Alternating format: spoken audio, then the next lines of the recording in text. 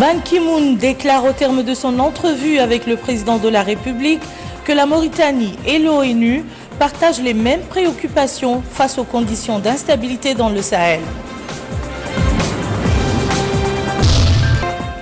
Le patron de l'ONU salue après sa visite au centre d'oncologie et de l'hôpital mère-enfant les progrès réalisés par notre pays dans le domaine de la santé et des droits de l'homme.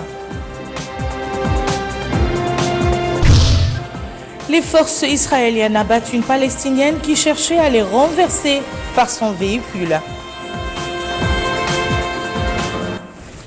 Nous ouvrons ce journal par les activités du secrétaire général des Nations Unies dans notre pays.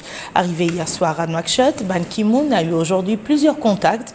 Il a été reçu ce matin par le président de la République, Mohamed Ould Abdel Aziz. L'entrevue a porté sur la mission du patron de l'ONU dans notre pays, ainsi que sur d'autres dossiers relatifs à la question du Sahara occidental et à la sécurité dans le Sahel. L'audience s'est déroulée en présence du ministre des Affaires étrangères et de la coopération, Issel Ahmed Zidbi, du directeur de cabinet du président de la République Ahmed Ouelbahi, Mohamed Salem Oulmerzouk, conseiller à la présidence de la République, Christopher Ross, envoyé personnel du secrétaire général de l'ONU chargé du Sahara occidental et d'autres personnalités accompagnant Ban Ki-moon. Et à sa sortie d'audience, le secrétaire général de l'ONU a déclaré son plaisir de se trouver pour la première fois dans notre pays, précisant qu'il compte apporter sa contribution au règlement de la question du Sahara. Je suis très heureux de rendre une visite officielle en Mauritanie. Je remercie le président Ould Abdel Aziz ainsi que son gouvernement et son peuple de leur accueil chaleureux. Je suis très heureux d'être ici avec son Excellence le ministre des Affaires étrangères. Je me trouve actuellement dans la région pour m'entretenir de la situation au Sahara occidental. À demain, je compte me rendre à la MINURSO et m'adresser aux réfugiés sahraouis. J'entends apporter ma pierre aux négociations engagées pour régler ce différend de longue date et favoriser les pourparlers afin que les réfugiés sahraouis puissent rentrer chez eux au Sahara occidental dans la dignité. Faire avancer la situation au Sahara occidental est important ici aussi. Nombre de réfugiés partagent une même culture et des liens familiaux avec les Mauritaniens. Je remercie la Mauritanie du concours qu'elle apporte à mon envoyé personnel, Christopher Ross. Le président Abdelaziz s'est montré particulièrement accueillant. La position mauritanienne de neutralité positive est bien comprise par tous. C'est là une manière constructive d'aborder ce différend épineux qui empêche la région de tirer pleinement parti du potentiel de son peuple. Le président et moi-même avons évoqué les préoccupations communes que nous inspire l'instabilité des conditions de sécurité au Sahel. Nous avons convenu que les pays du Sahel ne devaient pas seulement remédier à l'insécurité, mais également s'attaquer aux causes profondes de l'instabilité, que sont la pauvreté, le chômage, la faiblesse de la gouvernance, l'exclusion sociale, les discriminations et l'impunité de violation des droits de l'homme. La sécurité, le développement, la bonne gouvernance et le respect des droits de l'homme forment un tout indissociable et doivent être appréhendés ensemble. Si la Mauritanie fait des progrès notables dans le renforcement de la démocratie, je me réjouis de la volonté manifestée par le gouvernement d'engager un dialogue politique avec toutes les parties prenantes. La Mauritanie et ses dirigeants ont raison d'accorder la priorité à l'inclusion sociale. Le gouvernement doit comprendre que la société civile peut être un précieux partenaire et veiller à la protection des droits de l'homme les plus élémentaires de la liberté d'expression et du droit de réunion. Je me félicite de l'action menée par les autorités mauritaniennes pour mettre fin à l'esclavage et en particulier de la nouvelle loi votée récemment pour réprimer cette pratique. La Mauritanie doit veiller de toute urgence à ce qu'elle soit appliquée effectivement et pleinement. Cette pratique abominable n'a pas sa place au XXIe siècle. Nous unissons nos forces avec celles de nos partenaires pour autonomiser les femmes, améliorer la gouvernance, prévenir l'extrémisme violent, protéger les droits de l'homme et renforcer les mécanismes de gestion des frontières et de coopération en matière de sécurité au Sahel. L'équipe des pays des Nations Unies, sous la direction de M. Mario Samaya, s'efforce d'aider la Mauritanie à réaliser les objectifs de développement durable. Je remercie le peuple mauritanien de l'hospitalité dont il a fait preuve à l'égard des réfugiés maliens ayant fui les violences. L'aide humanitaire n'est pas une solution. Nous devons également investir dans le développement durable.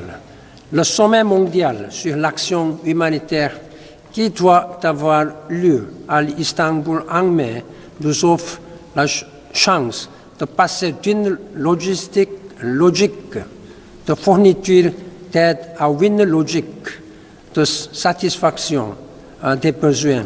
Je convie le président à participer à cette rencontre. Mesdames et messieurs, l'ONU est résolue à favoriser les progrès en Mauritanie et dans toute cette région importante. Je vous remercie. Merci. Merci.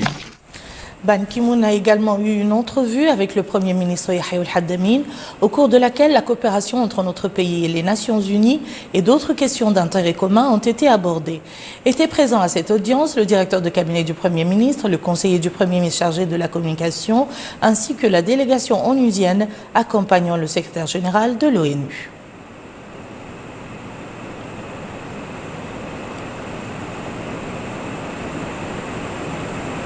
Ban Ki-moon a clôturé sa visite à Nouakchott par une rencontre présidée par le Premier ministre Yahya Al-Haddamine au Palais des Congrès avec les acteurs politiques, la société civile, les représentants syndicaux et les associations professionnelles. L'occasion pour le Premier ministre de prononcer un discours dans lequel il a abordé la stratégie adoptée par notre pays pour lutter contre l'insécurité au Sahel.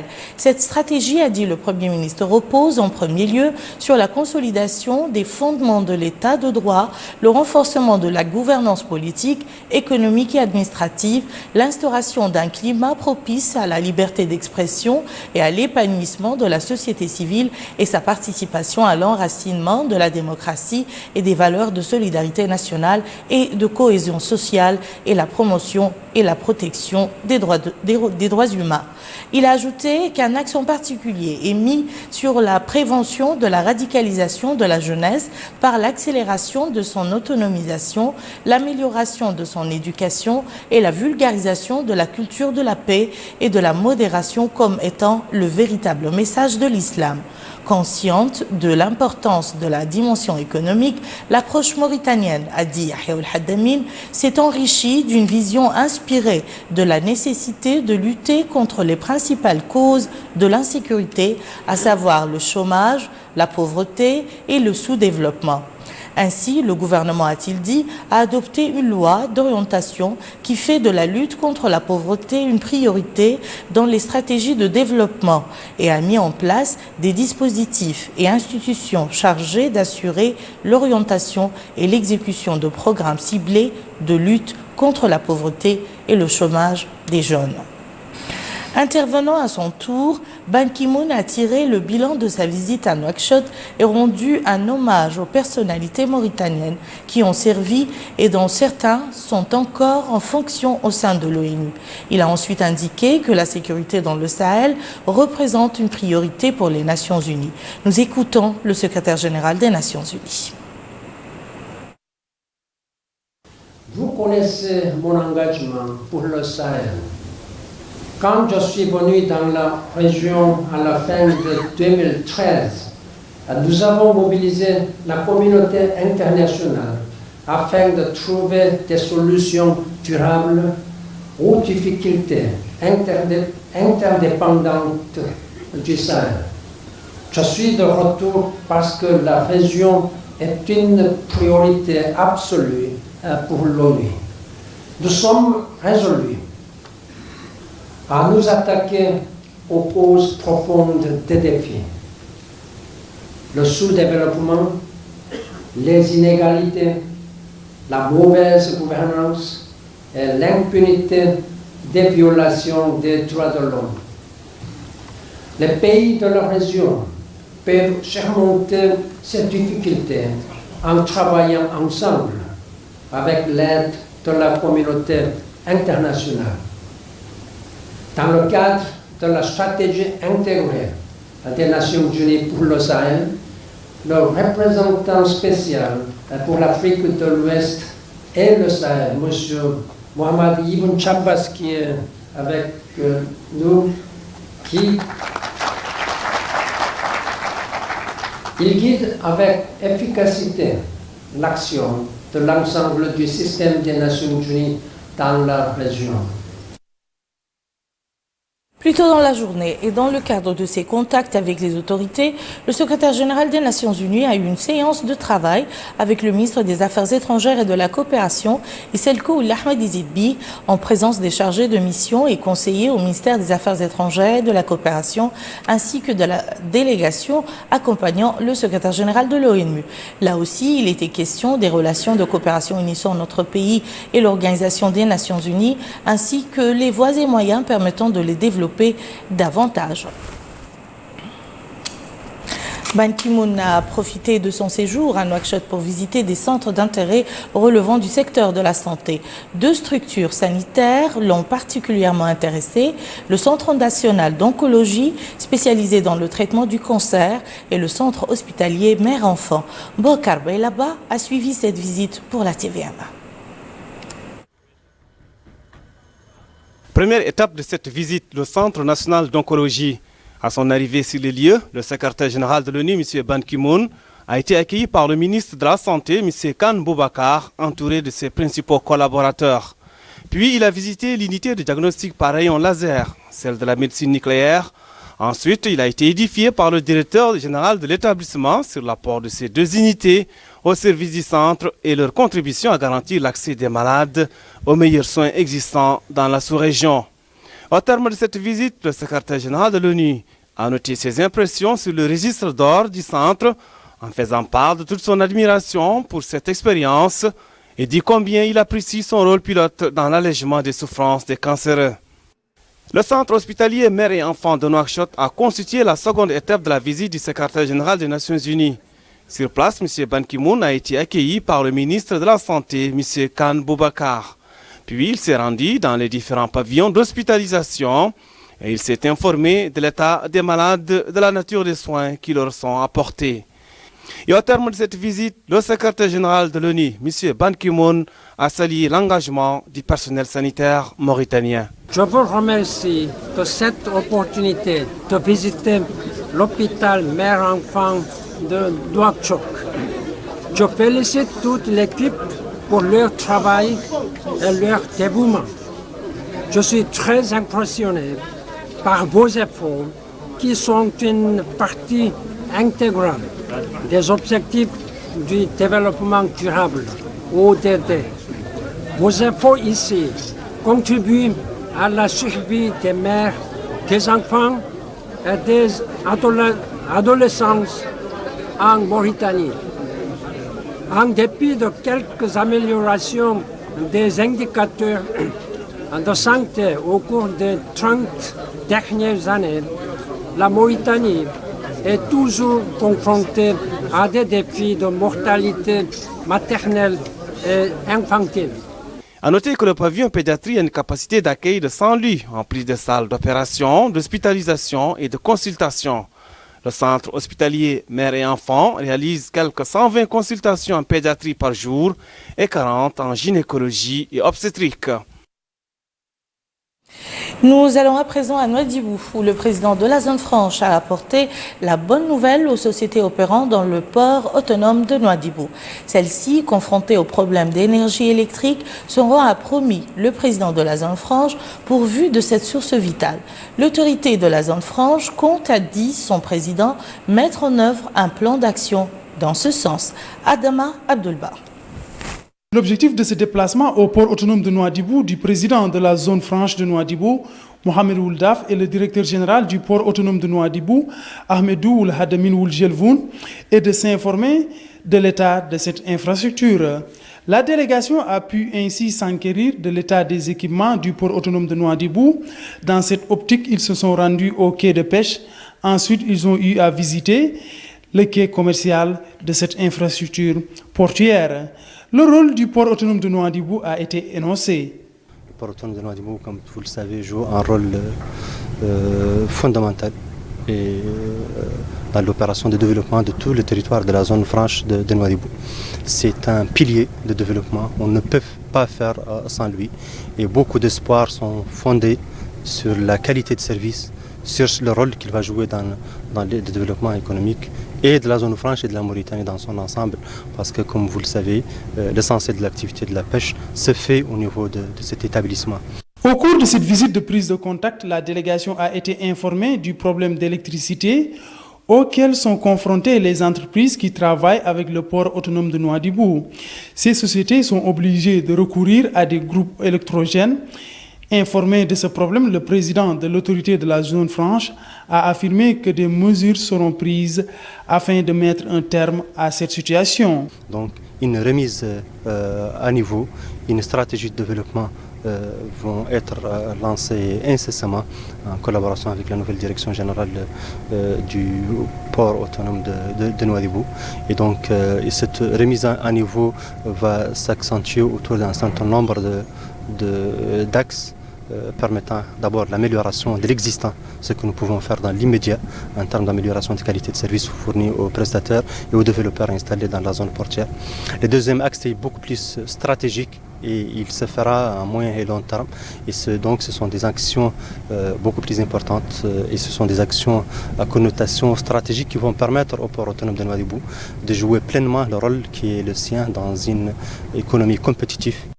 À la fin de cette visite, la délégation a tenu une réunion avec les employés de cet établissement. Au cours de cette rencontre, le directeur général du port autonome de Nouadhibou a demandé aux travailleurs de contribuer au renforcement des services de cet établissement dans le cadre de la stratégie de développement de cette infrastructure portuaire. Au tour à Nouakchott pour parler de cette conférence scientifique organisée hier soir à la faculté des médecines par l'association des médecins futurs, conférence qui avait pour thème la greffe des membres vue par l'islam. Le président de cette association, Dr Naji Ould Ahmed Salim, a expliqué que la conférence a pour objectif de clarifier la législation islamique par rapport à la greffe des membres, compte tenu de son importance pour l'individu et la société. Autre action au service de la société et particulièrement de la femme, celle entreprise par l'association Éducation pour la santé de la femme et de l'enfant et son partenaire, le projet Action au profit des femmes victimes des fistules en Mauritanie. Les deux partenaires ont organisé aujourd'hui un atelier de formation au profit d'un groupe de femmes issues des deux Hauts de la Saba et de Nouakchott, marqués par des exposés sur les fistules, les préventions et les moyens de traitement. L'actualité internationale à présent, une Palestinienne a été tuée aujourd'hui en Cisjordanie occupée par les forces israéliennes qui l'accusent d'avoir cherché à les renverser par son véhicule. Selon la radio officielle israélienne, la victime s'était attaquée à des soldats avant d'être achevée. Des témoins oculaires ont affirmé que les forces israéliennes ont tiré des dizaines de balles sur le véhicule dans lequel se trouvait la victime, précisant qu'aucun secours ne lui a été apporté. Ainsi prend fin ce journal. Je vous en rappelle les principales informations. Ban Ki-moon déclare au terme de son entrevue avec le président de la République que la Mauritanie et l'ONU partagent les mêmes préoccupations face aux conditions d'instabilité dans le Sahel.